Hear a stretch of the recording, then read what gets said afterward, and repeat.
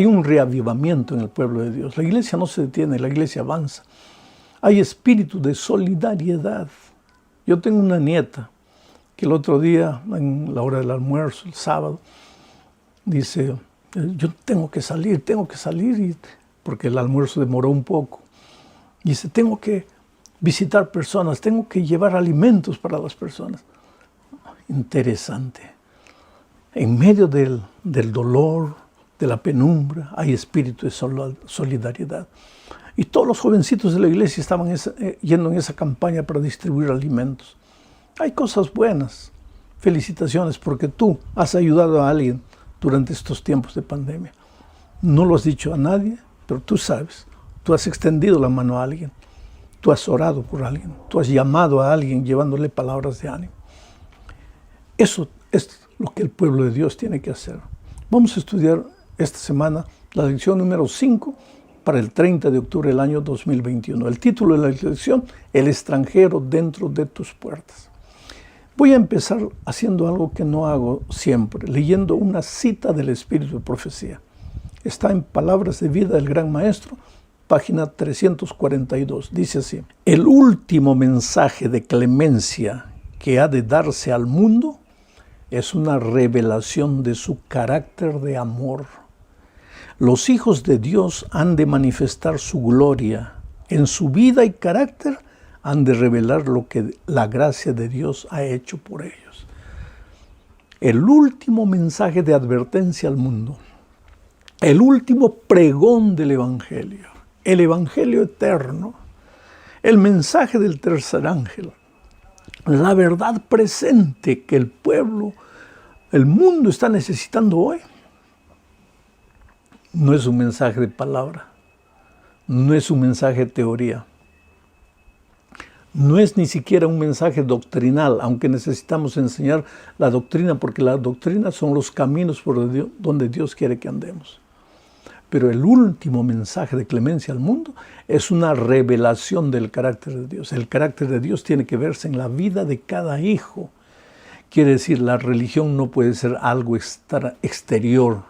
La religión tiene que ser algo interior, que se traduce para lo exterior. Pero cuando estamos preocupados solo en mostrar una cara bonita, un rostro bonito al mundo, y nos olvidamos de vivir el Evangelio dentro de nosotros, de tener el carácter de Dios en nuestro corazón, ahí estamos mal. Me impresiona la última parte, dice que el pueblo de Dios en su vida y carácter han de revelar lo que la gracia de Dios ha hecho en tu vida. ¿Qué es lo que la gracia de Dios ha hecho en tu vida? ¿Ha cambiado tu carácter? ¿Eras un hombre violento, ahora eres un hombre amoroso? ¿O simplemente has aprendido a guardar el sábado y nada más? ¿Ah? ¿Qué es lo que la obra de Dios ha hecho en tu corazón, en tu vida? ¿Ah? El otro día alguien me decía, yo no sé por qué mi esposa, mis hijos no se convierten si ya les he enseñado toda la verdad bíblica. Y un día circunstancialmente hablando con uno de los hijos, dice, pero es que mi papá es un gruñón, es un hombre terrible, un hombre que agrede a mi mamá, que agrede a los hijos. Entonces, ¿quién va a creer en ese tipo de evangelio? Esto es el asunto de la lección de esta semana, que el evangelio de la verdad presente, que tiene el amor de Dios como centro, que se revela en el carácter de los hijos de Dios. Ese mensaje también estaba en el libro de Deuteronomio. Por eso leo lo que dice Deuteronomio capítulo 10, versículo 16. Circuncidad pues el prepucio de vuestro corazón y no endurezcáis más vuestra cerviz. Circuncidáis vuestro corazón. Tú sabes que la circuncisión era una evidencia del pacto que Dios había hecho con el ser humano. ¿En qué consistía el pacto? Tú no eres nada, no puedes nada, tú lo has perdido todo por tu propia voluntad. Pero yo te salvo, yo lo hago todo por ti, sin que tú pagues nada, sin que tú hagas nada. Y el tercer ítem, ahora anda en mis caminos, sigue mis consejos, obedece mis instrucciones. Y la circuncisión era una especie de señal de ese pacto. Muchos preguntan qué es la circuncisión. Era una marca que se colocaba en el órgano sexual masculino. Era lo que hoy sería el bautismo, un pacto de amor con Dios, de fidelidad con Dios. Se circuncidaba al varón israelita como evidencia de que él pertenecía a Dios. Y tú me vas a preguntar, ¿y por qué las mujeres no eran circuncidadas? Porque en la cultura de aquellos tiempos, que era la cultura patriarcal, el hombre representaba a la familia. Entonces, cuando el hombre era circuncidado, la familia era circuncidada. Más tarde, cuando ese hombre se casaba, su esposa, sus hijas ya estaban en el pacto porque el patriarca lo había hecho. La cultura ha cambiado, hoy es diferente. Pero entonces, viene Moisés y les dice, circuncidad vuestro corazón. Quiere decir, no basta la circuncisión en el órgano masculino. Imagínate, a veces los hombres eran, cuando alguien se convertía ya adulto, venía al pueblo de Israel, era circuncidado. ¿Qué hacía el ser humano para ser circuncidado? Nada. ¿Qué hacía después de ser circuncidado? Nada. Dios lo hacía todo. Dios lo cuidaba, Dios lo protegía, Dios lo redimía. En ese sentido era una señal del pacto. Pero lo que Dios está queriendo decir aquí es, no limites eso al aspecto exterior. Circuncida el prepucio de tu corazón. Es decir, los israelitas estaban muy preocupados en guardar la ley, la norma, la liturgia. Pero ¿y el corazón? No eran diferentes de nosotros. Muy preocupados con las exterioridades y no se preocupaban con el corazón. Y entonces el mensaje del tercer ángel, la verdad presente, que ya estaba en Deuteronomio, decía, yo quiero que salgas de las cosas exteriores y te preocupes por las cosas interiores, para que las exteriores sean un resultado natural de las cosas interiores. Vamos a la segunda parte. Amaréis al extranjero. Ahora, si tu corazón ha cambiado, si tu vida es una revelación del carácter de Dios, entonces tienes que amar al extranjero. Porque el egoísmo puede ser individual y puede ser colectivo. Es decir, yo me amo a mí y amo a mi familia. Pero yo, como peruano, amo al Perú y amo a los peruanos. Y yo, como sudamericano, amo a Sudamérica y a los sudamericanos. Yo, como adventista, amo a los adventistas. Y ahora viene Dios y dice, no, Señor. Tu amor no tiene límite. Tu amor tiene que ser entregado a tu prójimo. ¿Y quién es tu prójimo? El que está cerca de ti. No interesa el color de su piel, no interesa la manera como él cree, como él piensa, no interesa de qué país viene, qué idioma habla. Tienes que amar al que está cerca de ti, tienes que protegerlo, tienes que ayudarlo. Especialmente los extranjeros, generalmente van a una tierra extraña. Yo agradezco al Brasil de una manera extraordinaria, porque yo soy extranjero en este país. Yo llegué hace muchos años sin hablar una palabra de portugués al Brasil. Y aquí los brasileños me amaron, me aceptaron, me recibieron, me abrieron el corazón.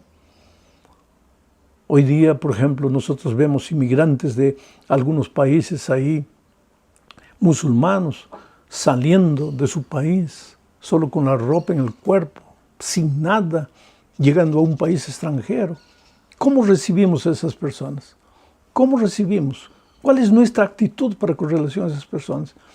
Quiere decir que si el Evangelio en ti no es solamente teoría, no es solamente doctrina, si Cristo se revela en tu carácter, entonces pues tienes que extender la mano al necesitado, al carente, al prójimo, al extranjero, sin importarte con nada, simplemente porque la persona está a tu lado y necesita de ti. Esto es interesantísimo, querido. En Deuteronomio capítulo 10, versículo 10, 17 al 19, dice lo siguiente. Porque Jehová vuestro Dios es Dios de dioses y Señor de señores. Dios grande, poderoso y temible, que no hace acepción de personas ni toma cohecho, que hace justicia al huérfano, a la viuda, que ama también al extranjero, dándole pan y vestido. Amaréis pues al extranjero. porque fuisteis extranjeros también en la tierra de Egipto. Que Dios maravilloso no hace acepción de personas. Aquí viene una pregunta interesante que mucha gente hace. ¿Quiere decir que Dios bendice al que no cree en Él, al desobediente, al rebelde, al miserable, al pagano? ¿Dios también lo bendice? Oh, querido, la bendición de Dios cuando cae del cielo llueve para todos, para todos. Pero para que te caiga las gotitas de la bendición de Dios, tienes que estar en el territorio de la bendición. El centro del territorio de la bendición es Cristo. Cuando tú te separas del territorio de la bendición, entras en el territorio de la maldición. Y este no es un asunto apenas exterior. Tiene que estar Cristo en ti, tiene que vivir Cristo en ti, tiene que revelarse el carácter de Cristo en ti. Tienes que salir del formalismo religioso para que estés realmente en el territorio de la bendición divina. Pero Dios bendice a todos, porque Dios ama a todos. Él no hace excepción de personas. Son las personas que se alejan de Dios y de manera natural entran al terreno de la maldición. Vamos a la tercera parte. ¿Por qué debes amar al extranjero? Dice, amaréis pues al extranjero porque extranjeros fuisteis en la tierra de Egipto. Aquí hay una lección interesante que vamos a detenernos a hablar. El pasado enseña. Si fuiste extranjero en Egipto en los años anteriores, ahora que eres libre, ¿cómo debes tratar al extranjero? Si fuiste un pecador miserable antes, cuando no conocías a Cristo, ahora que conoces el Evangelio, ¿cómo debes tratar al pecador miserable? Debes ayudarlo, debes extenderle la mano. ¿Cuántas veces debo perdonarlo? 7, 70 veces 7. Pero el otro día vino una señora y me dijo, mire, pastor, yo sé que mi esposo me ama y yo lo amo, es el padre de mis hijos. Pero me golpea tanto que un día decidí separarme. Pero después vino arrepentido, llorando, y me pidió una segunda oportunidad. Y yo le di. Y volvió y me golpeó de nuevo. Y entonces me separé. Y él llorando algunos meses después vino. No puedo vivir sin ti, no puedo vivir sin los hijos. Entonces lo acepté de nuevo. Un mes, 2 meses, pues me comenzó a golpear de nuevo. Y ahora me separé definitivamente. Ahora viene llorando todos los días. Dame una nueva oportunidad. Tú eres una mujer cristiana. Tú tienes que perdonar 70 veces 7. Sí, querido. ¿Cuántas veces tienes que perdonar al que te hizo mal? A un amigo que te traicionó. A una persona que fue mala contigo. ¿Cuántas veces tienes que perdonarla? Infinitamente. 70 veces 7. 1000 veces, 1.000.000 de veces. Pero perdonar no quiere decir permitirle que vuelva a tu círculo de amistad para seguir haciéndote daño, que vuelva a ser tu esposo para que te siga maltratando. Eso no es perdón, eso es permisividad. Dios es un Dios de perdón, Dios no es un Dios de permisividad. ¿Entiendes? Entonces, ¿te ofendieron? Aprende a perdonar. ¿Por qué? Porque tú ofendiste a Dios y Él te perdonó. Y te perdonó una vez y otra vez y otra vez. Y siempre está dispuesto a perdonarte. Vamos a la cuarta parte de este estudio. Juzgad justamente. Quiere decir, si tú revelas el carácter de Dios en tu vida, ¿vas a juzgar mal a tu hermano? ¿Vas a ejercer la justicia egoístamente? ¿O vas a administrar justicia con sabiduría? Mira lo que dice Deuteronomio 1:16. Y tomé a los principales de vuestras tribus, varones sabios. Quien está hablando es Moisés, al pueblo de Israel, y le dice, y tomé a los principales de vuestras tribus, varones sabios y expertos, y los puse por jefes sobre vosotros, jefes de millares, de decenas, de 50 y de 10, y gobernadores de vuestras tribus. Y entonces mandé a vuestros jueces diciendo, oíd, entre vuestros hermanos y juzgad justamente entre el hombre y su hermano y al extranjero. No hagáis distinción de personas en el juicio, así al pequeño como al grande oiréis. No tendréis temor de ninguno, porque el juicio es de Dios, y la causa que os fuere difícil la traeréis a mí y yo la iré. Ya en los tiempos de Israel se administraba con injusticia, y hoy día se administra con injusticia. Pero en el pueblo de Dios, la justicia debe ser administrada con sabiduría. Sí, en nuestro carácter se revela el carácter de Jesucristo. Por eso leí la cita primera del Espíritu de Profecía, porque el último mensaje de clemencia al mundo, la verdad presente para el mundo, el fuerte pregón para el mundo, es una revelación del carácter de Dios al mundo. A veces personas cuyo carácter no ha sido transformada a la semejanza de Jesús son las primeras en querer denunciar el pecado de todas las iglesias. No, querida. La mejor manera de predicar no es con la palabra, es con la vida. Vidas transformadas. Gente humilde, gente mansa, gente que refleje el carácter de Jesucristo. Yo, como pastor, muchas veces tuve momentos difíciles en mi vida y también necesité de consejo. Había un pastor que ya falleció y cada vez que yo hablaba con él, me parecía que yo estaba hablando con Jesús. Qué manera dulce de hablar, mansa. Y un día le pregunté, pastor, ¿cuál es el secreto para ser como usted es? Él me dice, hijo, yo no sé. Le dije, ¿cuánto tiempo usted pasa a solas con Dios? Y él me dijo, no sé, hijo, ahora que estoy jubilado, unas 5 o 6 horas orando, estudiando la Biblia. Cuando trabajaba era menos, pero pasaba más 2 o 3 horas por día con Dios. Ahora entiendo. En esa convivencia, el carácter de Jesús se reprodujo en la vida de ese hombre. Y tú sabes que yo hoy día puedo ver pastores, compañeros de trabajo, hermanos de la iglesia, que son hombres, mujeres de Dios. Se ve que esa gente pasa tiempo con Dios. ¿Y por qué se ve? Porque se revela en sus palabras, en sus actitudes, en su manera de ser. ¿Los miembros de la iglesia administran con justicia? ¿Los líderes de la iglesia administran con justicia? Va a depender si son hombres y mujeres de Dios o no, si reflejan el carácter de Dios o no. Llegamos a la parte final del estudio hablando también de nuestras actitudes para el mundo, que debemos vivir una religión pura como resultado del carácter de Jesús en nuestro corazón. Son consejos varios. Leo Deuteronomio 24, 10 al 15. Dice, no des a tu prójimo algo en préstamo.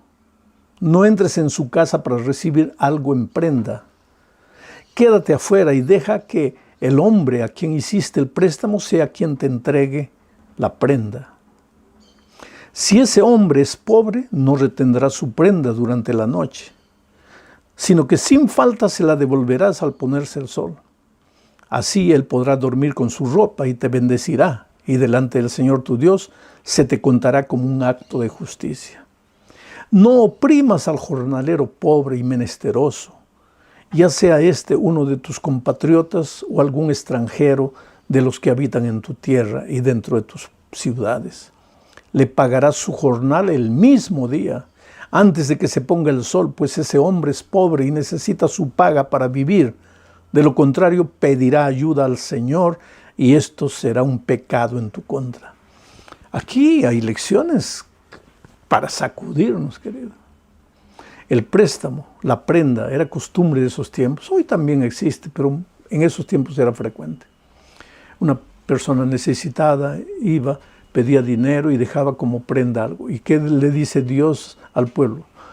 Si alguien te deja algo en prenda porque le has prestado dinero, cuando no te pague y tú vayas, no entres a la casa y le digas, me estás debiendo dinero, aquí está tu prenda, dame el dinero, haciéndole pasar vergüenza delante de la gente. No.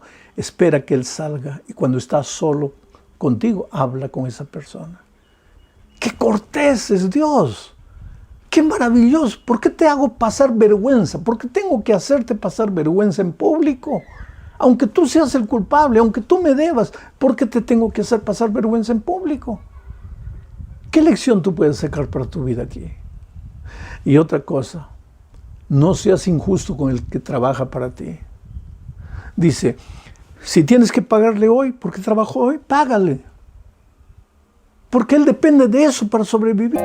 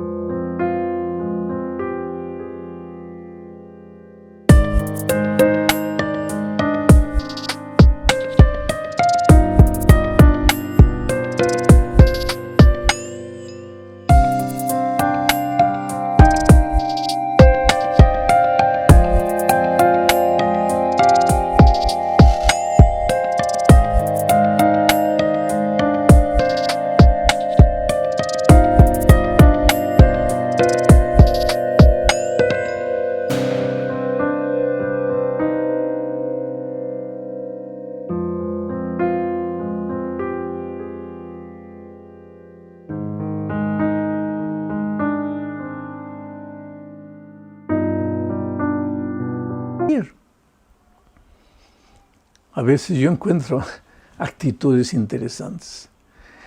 Ya llegó el 30, ya tienes que pagar a tu empleado. Tienes el dinero, pero no pagas. Voy a pagar el lunes. ¿Pero por qué el lunes? No tienes el dinero. ¿Por qué? Sé justo. Recuérdate que todo el que trabaja, trabaja por un sueldo. Y necesita su sueldo. Y si tú tienes empleado, sé justo. Paga en día, paga a tiempo. A no ser que no puedas. Entonces reúne a los trabajadores, explícales la situación. Pero no que tengas dinero guardado y seas injusto con el trabajador. Y si tienes que pasar, tu trabajador tiene que pasar hambre, pues que pase hambre tu familia también, todos juntos.